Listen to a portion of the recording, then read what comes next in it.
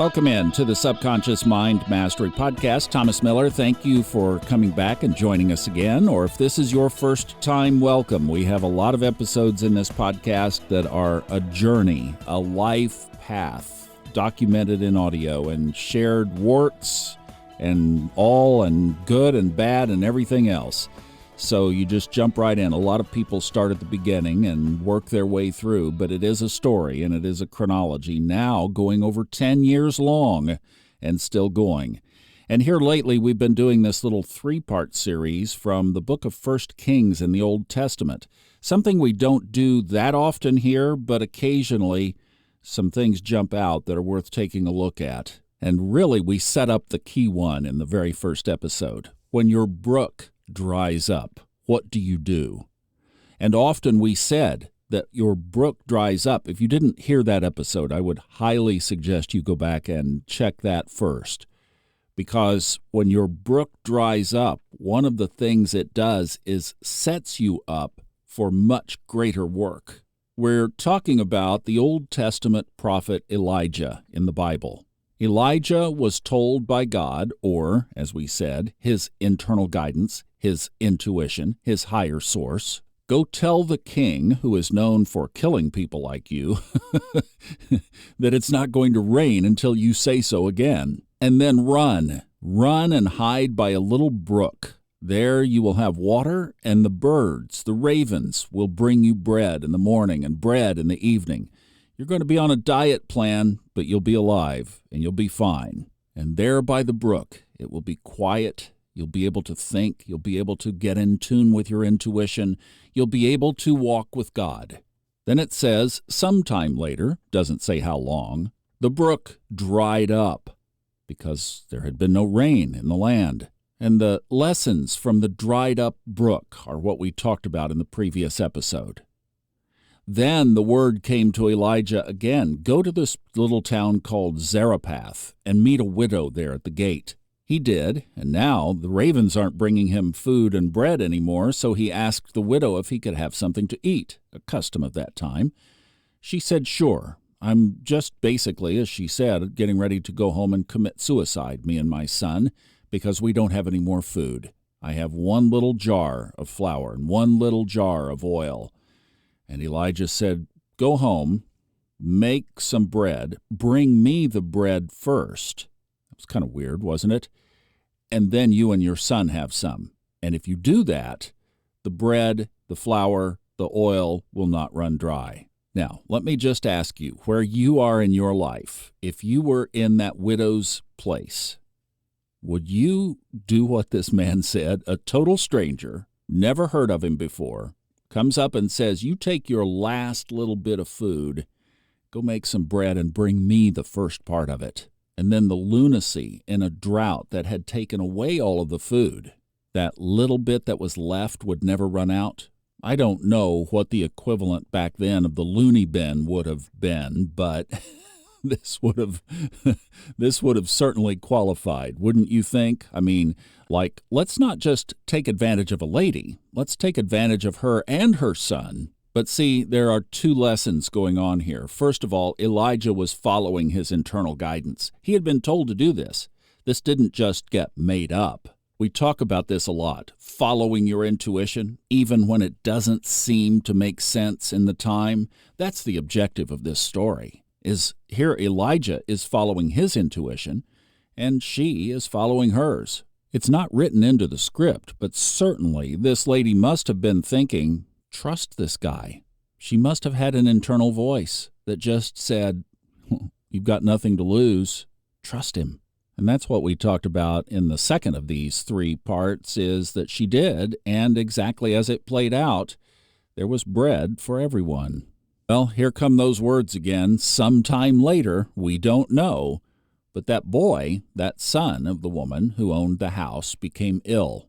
You want to check this in the Bible for yourself, put your own eyes on it. It's the middle of chapter 17 of the book of 1 Kings in the Old Testament. It says that he got worse and worse and finally stopped breathing.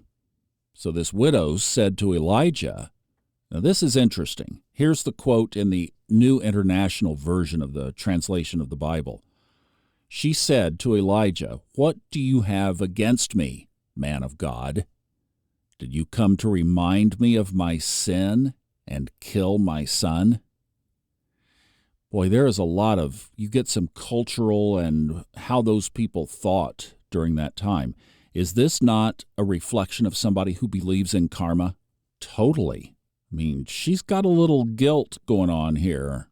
Did you come to remind me of my sin? In other words, I've come to this town, Zarephath, and I've been able to bury my past. Don't we sometimes move to get away from things that don't serve us anymore? And from a very positive standpoint, the fresh start, the I need to turn over a new leaf kind of thing. She obviously had. Things had been quiet. This memory was not in her forefront. And now all of a sudden, have you come to remind me of my past? Boy, don't we get that so often, that people come into our lives that just seem to trigger stuff that we thought we had resolved. And it's interesting, too, that her memory of this was triggered by, quote, a man of God. Don't you see that pattern, too? That in spiritual contexts, sometimes things come up that we wish we didn't have to remember. There are a lot of fractal analogies in these stories. A lot of it can be interpreted metaphorically. Think about the situation. A lot of times you've had your back to the wall. There was some kind of provision, some kind of answered prayer, some kind of manifestation from the universe. And that sets up the next thing, which is even worse than the first thing. And you think, am I ever going to get out of this? Will life ever let me catch a break?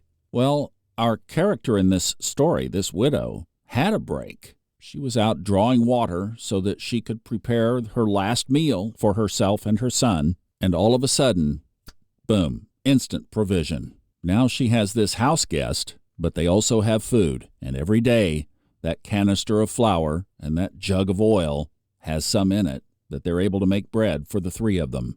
And then her son gets sick. Metaphorically, her brook is drying up.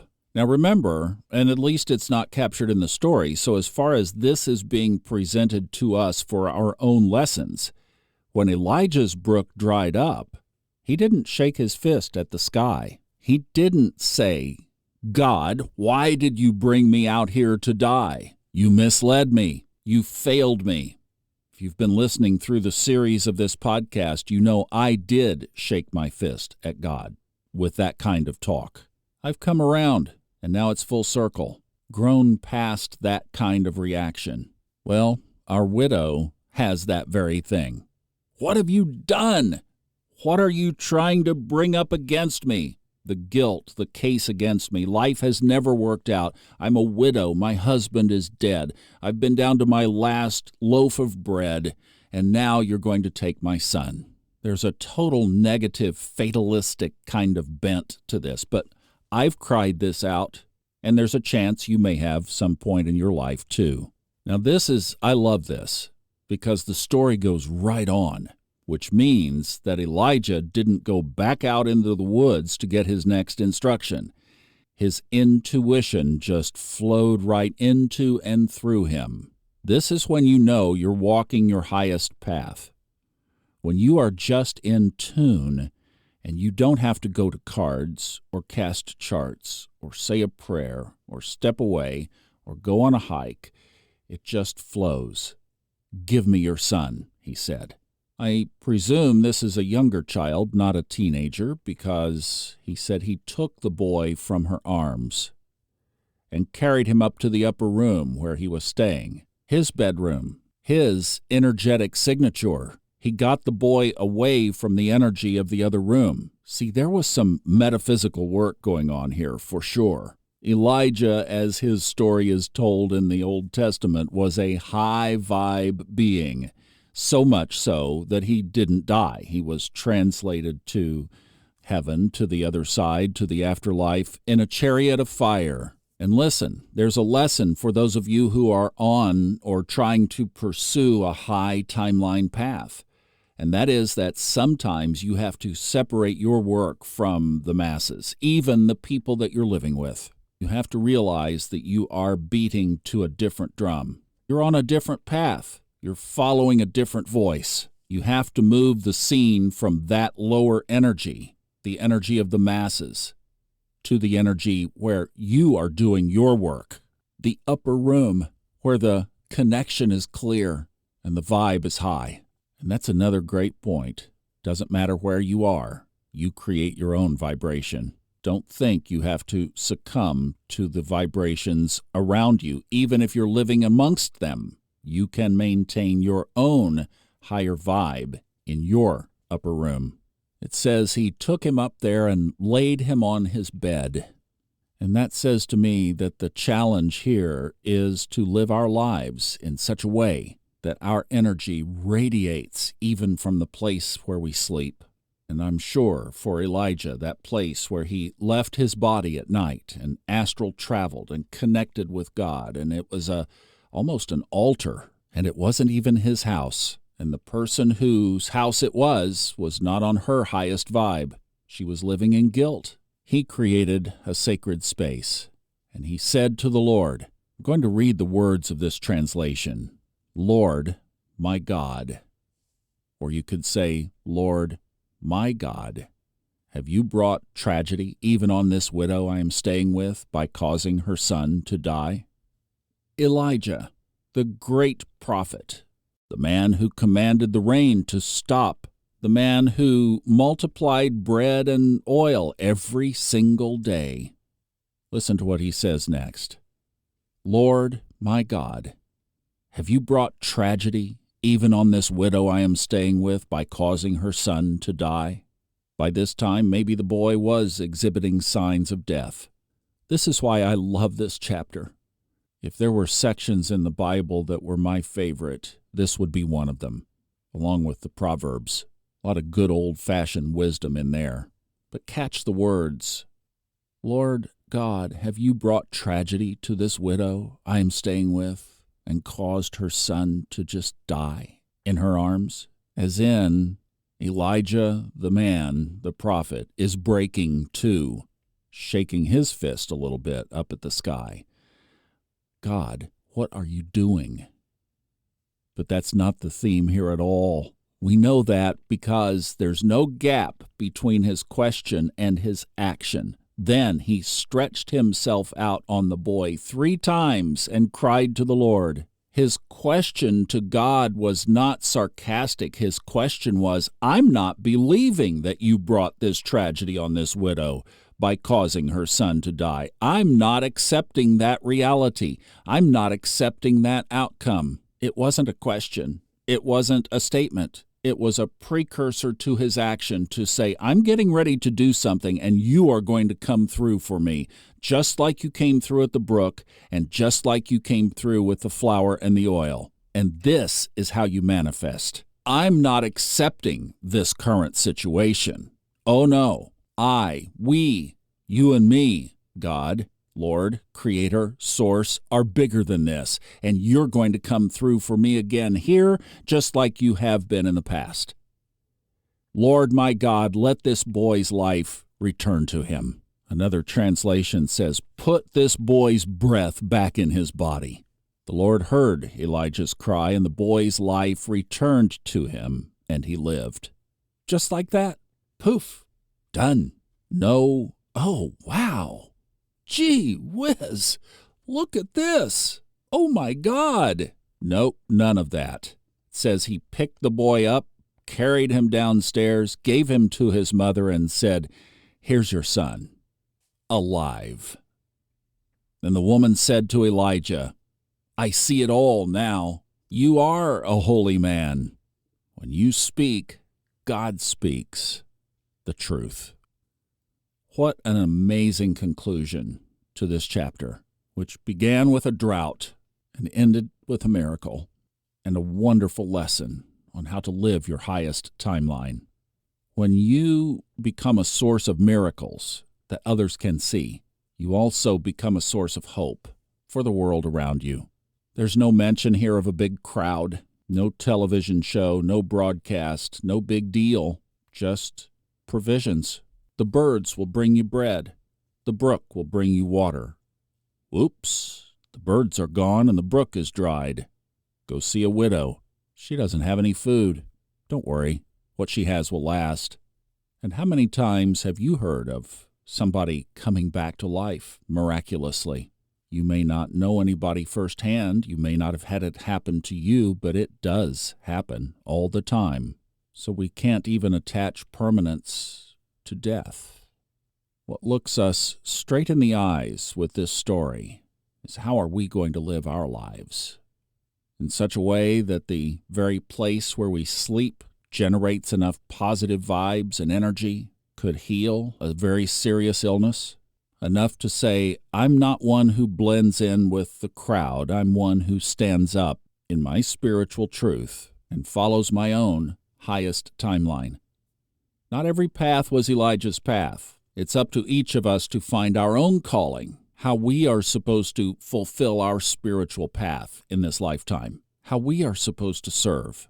And that's unique and different for everybody, and it plays out differently for all of us. But the idea is that you are so in tune with that path that you know that you are on it, and you know that you are being used in some kind of way, just like this. Maybe not to heal the dead, or maybe, but at least that you are being used, who you are, where you are, from everything that has happened in your life up until now.